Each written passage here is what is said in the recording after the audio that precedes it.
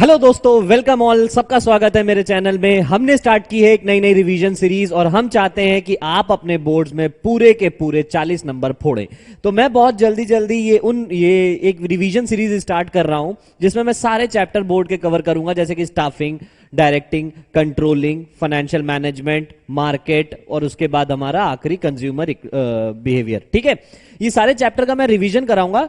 ये वीडियो उनके लिए जिनको कुछ भी नहीं आता है लेकिन उनके पास समय बहुत कम रह गया है, उनको सब कुछ जानना है जल्दी जल्दी, तो वो ये वीडियो देखें, फटाफट लाइक करें, सब्सक्राइब करें और शुरू करते हैं, आगे बढ़ते हैं। तो स्टाफिंग चैप्टर स्टार्ट करने जा रही है। पहला चैप्टर है, बढ़िया मजबूत चैप्टर है, बड़ा चैप्टर है, ठीक ठाक नंबर देके जाएगा, 10 से 12 नंबर आराम से दे जाता है। ठीक है, स्टाफिंग में आते हैं। सबसे पहले स्टाफिंग में क्या है टोटल 6 पॉइंट आ रहे हैं। पहला पॉइंट है मीनिंग। देखो, पॉइंट लिखना जरूरी है, कॉपी उठाओ, पॉइंट लिखना चालू कर दो। Meaning, importance, steps of staffing, important point है। रिक्रूटमेंट, रिक्रूटमेंट में 2 पॉइंट आ रहे हैं, एक प्रोसेस, दूसरा सोर्सेस ऑफ रिक्रूटमेंट। देखो, प्रोसेस इंपॉर्टेंट है, लोग सोर्सेस पढ़ते हैं, प्रोसेस भूल जाते हैं, लेकिन आएगा बेटा, टॉपिक में आएगा। ठीक है, फिर सिलेक्शन प्रोसेस, इसके अंदर टेस्ट वगैरह आएंगे। उसके बाद आता है training and development. Training and development 2 तरीके की होती है, on the job, of the job. इसमें भी कुल मिला के 3 आ रहे हैं, अप्रेंटिसशिप प्रोग्राम, इंटर्नशिप और वेस्टिबुअल ट्रेनिंग। ये दोनों ऑन द जॉब के हैं, बाकी एक इकलौता ऑफ द जॉब का है।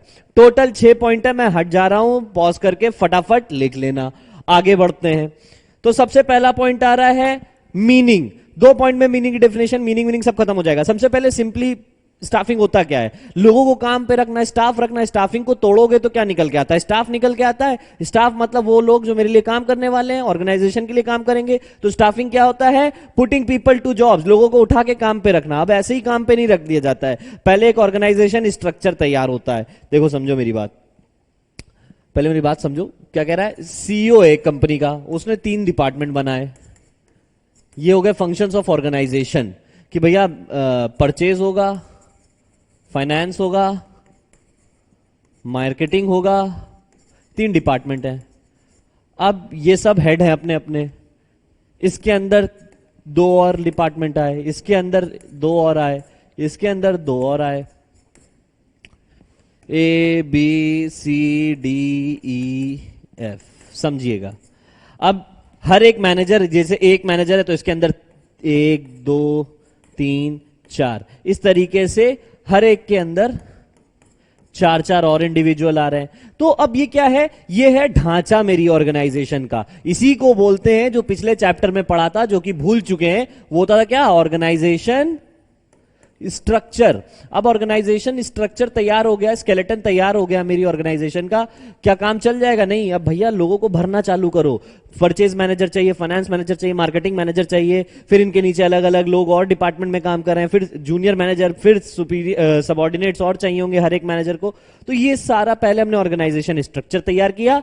स्ट्रक्चर तैयार करने के बाद लोगों को नौकरी देना चालू करी, फटाफट आओ काम पे लगो। ठीक है, तो स्टाफिंग का मीनिंग क्या होता है? Putting people to jobs. ठीक है, दूसरा पॉइंट जो कि डेफिनेशन, ये तो लिख नहीं सकते कि सर स्टाफिंग की मीनिंग पूछ ली तो हम सिंपली लिख दें पुटिंग पीपल टू जॉब, तो नंबर मिल जाएंगे? ठेंगा नंबर नहीं मिलेंगे, तो मैं एक डेफिनेशन लिखनी पड़ेगी। हाँ, ये लाइन लिखने के बाद ये डेफिनेशन लिखना, कोई नंबर नहीं काट पाएगा। सीधी डेफिनेशन क्या है? It is a managerial function of filling and keeping filled positions in the organisation structure.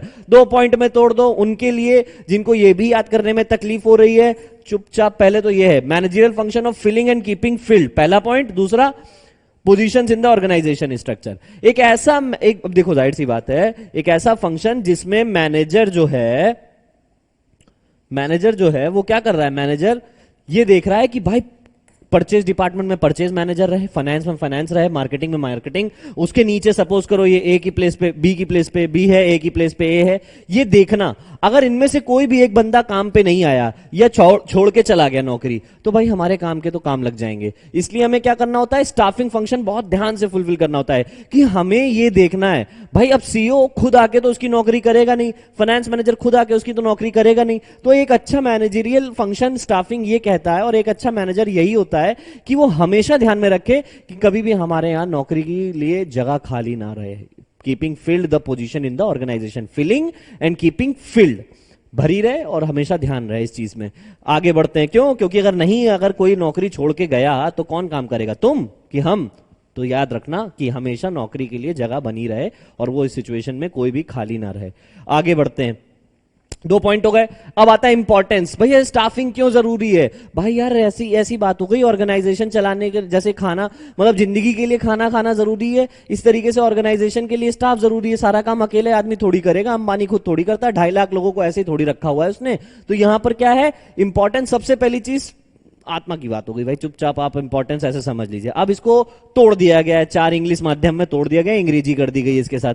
अंग्रेजी कर देते हैं, चलो हम भी अंग्रेजी कर देते हैं। सबसे पहला पॉइंट जो हमें याद रखना है, पहला क्या है? Discovering competent personnel, discovering and obtaining competent personnel. आहिल जाहिल लोगों को थोड़ी ना उठा के लाएंगे।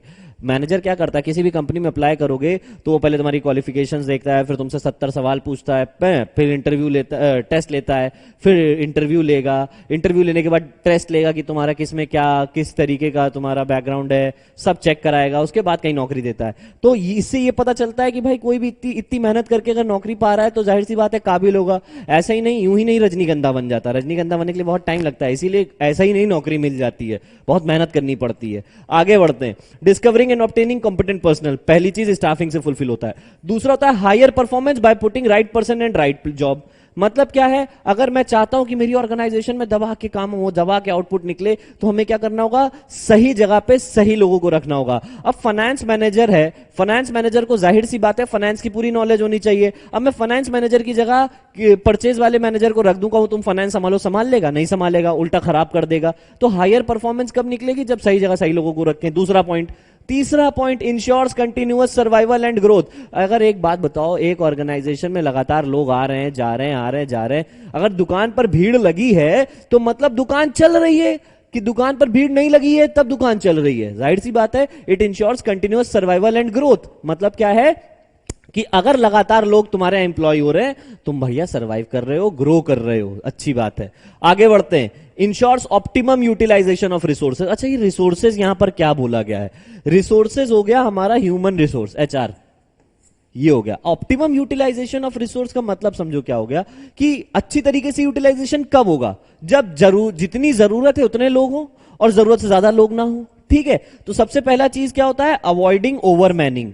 ऑप्टिमम यूटिलाइजेशन मतलब 2 पॉइंट, अवॉइडिंग ओवरमैनिंग। ओवरमैनिंग मतलब काम 10 का है, रख 25 लिए हैं, ऐसा नहीं होता है, ओवरमैनिंग देखा जाता है। दूसरा, avoiding shortage of personal. Shortage of personal मतलब जितने, अब ये भी ना है कि 10 का काम है तो 5 ही लोग बचे हुए हैं, शॉर्टेज ऑफ पर्सनल। तो यूटिलाइजेशन कब होता है स्टाफिंग फंक्शन? ऑप्टिमम यूटिलाइजेशन हम स्टाफिंग फंक्शन का किस तरीके से करते हैं? जब जितनी जरूरत है हमेशा उतने लोग काम करने के लिए खड़े हुए हैं, और जब नहीं जरूरत है तो जरूरत से ज्यादा लोग भी नहीं हमारे पास, तो दोनों पॉइंट खत्म हो जाते हैं, उसे कहते हैं ऑप्टिमम यूटिलाइजेशन।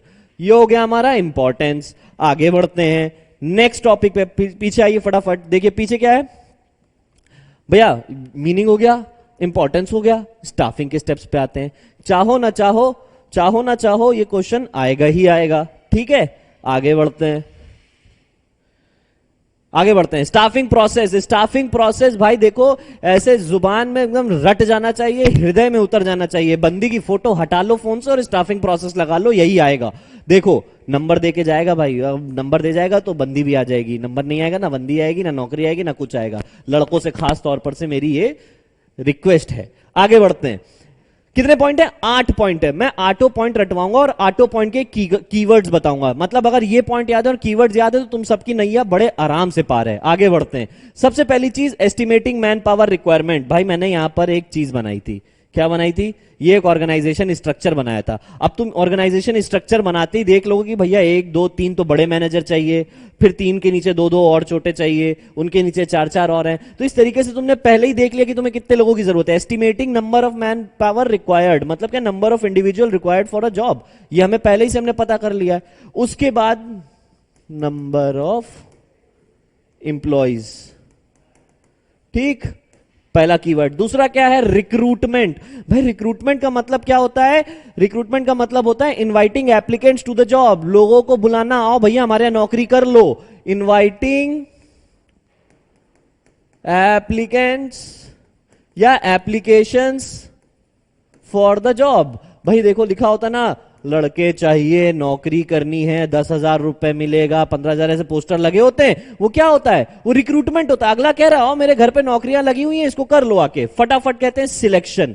अब मैंने कहा भाई मेरे यहाँ नौकरियां अवेलेबल हैं, आ जाओ भाई। 1,000 लोग मोदी जी के राज में, एक बार में मेरे पास 10 लोगों के लिए नौकरी थी। मोदी जी के राज में 1 लाख लोगों ने अप्लाई कर दिया 10,000 रुपए के लिए। भाई राज है तो भाई यार राज है, कहने की बात है। कोई बीजेपी सपोर्टर प्लीज हर्ट ना होइएगा, मैं बहुत डरता हूं। आगे बढ़ते हैं। सिलेक्शन। सिलेक्शन क्या होता है? Choosing the best alternative. तो मैं सिंपली लिख देता हूं choosing the best.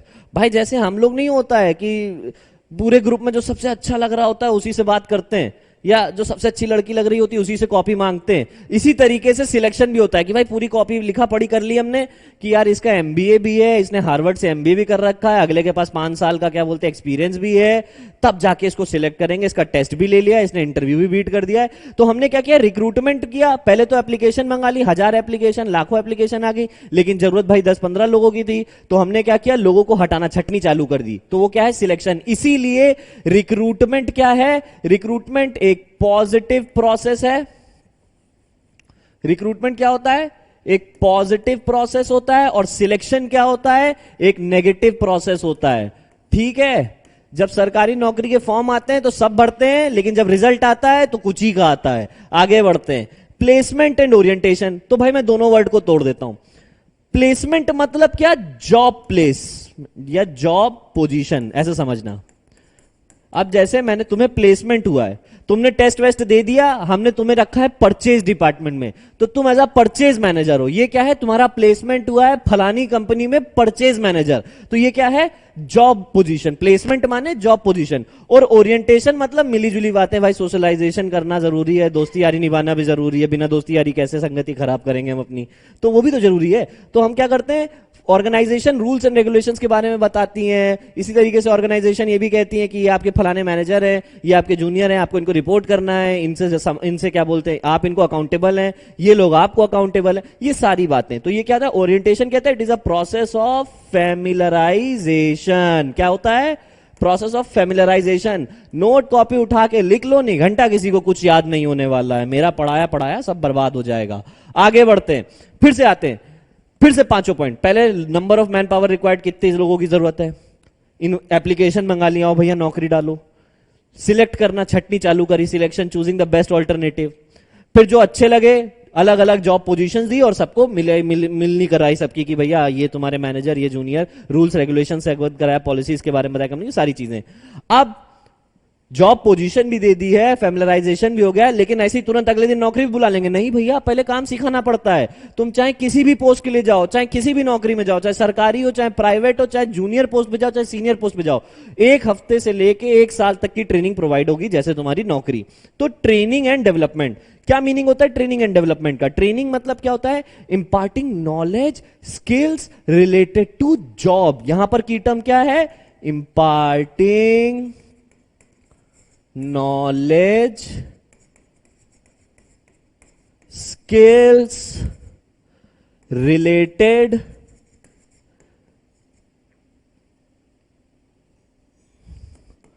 To job. अच्छा, यहां पर टू जॉब क्यों लिखा? क्योंकि भैया नॉलेज तो ऐसे तो हम दुनिया भर की ले लें, लेकिन काम की नॉलेज नहीं है तो फायदा क्या? यानी कि ट्रेनिंग किससे रिलेटेड होती है? जॉब से रिलेटेड होती है। जॉब ओरिएंटेड प्रोसेस है। तो ट्रेनिंग मतलब imparting knowledge and skills related to job. और डेवलपमेंट किसको बोलते हैं? Overall growth. भाई तुम सॉफ्टवेयर इंजीनियर की नौकरी के लिए गए तो तुमको ट्रेनिंग कराई गई 1 महीने के लिए, लेकिन उस ट्रेनिंग के अलावा भी तुम्हें 70 तरीके की नॉलेज आती है। 70 बहुत ज्यादा हो गया, 7 अलग अलग लैंग्वेजेस आती हैं, है ना। तुम्हारी 7 अलग अलग गर्लफ्रेंड रही होंगी अलग अलग देशों से, तो तुम्हें उन्होंने 7 अलग अलग लैंग्वेज सिखा दी। तो अब तुम्हें 7 लैंग्वेज आती है। इसका फायदा तुमने ऑर्गेनाइजेशन को बताया कि सुनो मुझे 7 लैंग्वेज आती है, तुम चाहो तो अपने क्लाइंट के साथ मुझे लेके चल सकते हो, मैं ये बाकी सारे लोगों से भी डील कर सकता हूं। तो ये भी अच्छी बात हो गई। तो डेवलपमेंट क्या होता है? ओवरऑल ग्रोथ को रिप्रेजेंट करता है, लाइफ ओरिएंटेड प्रोसेस होता है, लंबा खेल है। और ट्रेनिंग क्या है? जो काम करना है उससे रिलेटेड। तो training is imparting skills and knowledge related to job. I think यहां तक क्लियर होगा। फिर ट्रेनिंग प्रोवाइड कर दी। अब मैंने कहा सपोज तुम्हारी 6 महीने की ट्रेनिंग हुई, है ना। 6 महीने की ट्रेनिंग के बाद अब कोई अच्छा ट्रेनिंग, अब भैया सैकड़ों लोग थे ट्रेनिंग करने आए थे, सबकी ट्रेनिंग जो सिलेक्ट हुए थे उनमें से कुछ ने बहुत अच्छी ट्रेनिंग की होगी, तन मन धन सब लगा दी होगी, तन की शक्ति मन की शक्ति धन की शक्ति सब लगा डाली होगी, उसके बाद ट्रेनिंग करी होगी, उसके बाद वो कुछ टॉप लिस्ट में आए होंगे, और कुछ होंगे जो हरामजादगी के कर रहे होंगे, मतलब कि काम हो गया तो ठीक, अब तो नौकरी लग गई है, अब तो देखा जाएगा। बहुत सारे लोग ऐसे ही होते हैं। प्लीज मेरी लैंग्वेज को थोड़ा सा मतलब वो करिएगा, हम जरा यूपी वाले हैं, हमारा ऐसे ही चलता है। नेक्स्ट आगे बढ़ते हैं।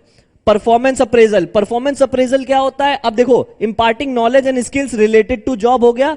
आपने कहा कि अब भाई जो लोग सिलेक्ट हुए थे उनमें से भाई कुछ बहुत अच्छे कर रहे थे, कुछ बहुत खराब किए हुए हैं, तो पहले चलो मेजर करते हैं किसने कितने कितने टारगेट्स अचीव किए। वो होता है परफॉर्मेंस अप्रेजल।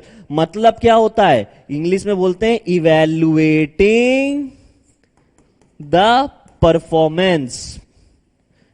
परफॉर्मेंस किसके हिसाब से इवैल्यूएट की जाती है? भाई जो हमने स्टैंडर्ड सेट किए थे उस हिसाब के उस स्टैंडर्ड के हिसाब से कितने लोगों ने वो टारगेट अचीव किए, कितनों ने नहीं किए, कितने टाइम पीरियड में किए। Performance appraisal. आगे बढ़ते हैं, प्रमोशन एंड करियर प्लानिंग। अब प्रमोशन एंड करियर प्लानिंग क्यों जरूरी है?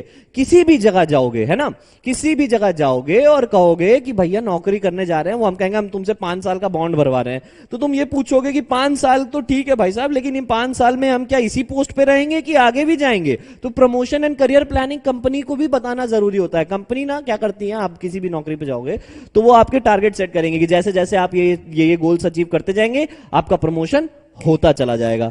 आगे बढ़ते हैं, प्रमोशन एंड करियर प्लानिंग हो गई है, ये वही चीज हो गई कि फलाने हमारे भैया थे, अमेजॉन में काम करते थे और 2 साल बाद यूएस चले गए, ठीक है। या हमारी दीदी थी, एचडीएफसी में काम करती थी और 3 साल काम करने के बाद यूएस चली गई। तो वो कैसे चली गई? उन्होंने अपना करियर प्लान किया, प्रमोशन प्लान किया होगा कि टारगेट अचीव करते गए, चले गए, ठीक। आगे बढ़ते हैं, कंपनसेशन। बहुत आसान सी चीज, पैसा कितना लोगे भैया? आखिरी में देख रहे हो, इतने कर्म कांड करने के बाद, इतने कर्म कांड करने के बाद, उसमें भी अभी सिलेक्शन प्रोसेस की तो मैंने बात ही नहीं करी है, इतने कर्म कांड करने के बाद कंपनसेशन की बारी आती है। तो पैसा यूं ही नहीं मिलता, मेहनत करना पड़ता है। वही बात, यूं ही नहीं कोई रजनीगंधा बन जाता, बहुत मेहनत लगती है, फिर उसके बाद कोई कॉम्पिटिटर भी आ जाता है, समझ रहे होगे तुम लोग। आगे बढ़ते हैं, तो अगला टॉपिक जो आएगा हमारा, फिर से देखो बाजीराव की रफ्तार से पढ़ा रहा हूं, है ना। 1 2 3 स्टेप्स हो गए। अब अगला टॉपिक मैं आपको एक चीज बता देता हूं, पहले तो ये देखो। हाँ, अब ये जो तुम्हारा चैप्टर है, ये तो इतना तो तुम्हारा एबीसीडी हो गया जो अभी तक पढ़ाया। अब ये चैप्टर सिर्फ 3 मुद्दों में टूटा है। पहला रिक्रूटमेंट, दूसरा सिलेक्शन और तीसरा ट्रेनिंग। यही 3 टॉपिक है, यही 3 टॉपिक पढ़ने हैं। रिक्रूटमेंट में क्या पढ़ना है कि भैया मीनिंग क्या होता है रिक्रूटमेंट का, दूसरा एक होता है प्रोसेस, रिक्रूटमेंट का भी प्रोसेस होता है, समझ रहे हो ज्ञानियों। दूसरा सोर्सेस, जिसमें क्या होता है internal within the organization, external outside the organization बताएंगे। Selection, choosing the best alternative. तो इसमें क्या टॉपिक आ रहे हैं? पहले तो मीनिंग ऑफ सिलेक्शन, दूसरा प्रोसेस ऑफ सिलेक्शन। अच्छा, प्रोसेस ऑफ सिलेक्शन में एक टॉपिक है जिसका नाम है सिलेक्शन टेस्ट। इसी के अंदर टॉपिक आएगा सिलेक्शन टेस्ट। वैसे तो ये प्रोसेस के अंदर का पार्ट है, लेकिन मैं ये कहूंगा कि इसको अलग से उठा के प्रिपेयर कर लेना। 1-2 नंबर अगर अलग से आ भी गए तो क्या ही दिक्कत है भाई, पैसा वहां मिल जाएगा। आगे बढ़ते हैं, ट्रेनिंग एंड डेवलपमेंट। अब इसमें कुछ नहीं है, ट्रेनिंग डेवलपमेंट में सिर्फ एक टॉपिक आता है। पहला क्या कि on the job training, of the job training. अब देखो चैप्टर छोटा हो गया होगा, अब चैप्टर छोटा हो गया होगा, है ना। तुमने एक चैप्टर को यहां तक पढ़ा, पहले तो ये पॉइंट में कवर किया, ये कहानी यहां तक की थी, उसके बाद की कहानी नेक्स्ट उसमें जाएगी, ठीक है। चलिए इतना आप लोगों ने कवर किया, इतना करो, फटाफट रीडिंग मारो, इसको देखो, इसके नोट्स बनाओ। मिलते हैं नेक्स्ट क्लास में, नेक्स्ट वीडियो में। Thank you class.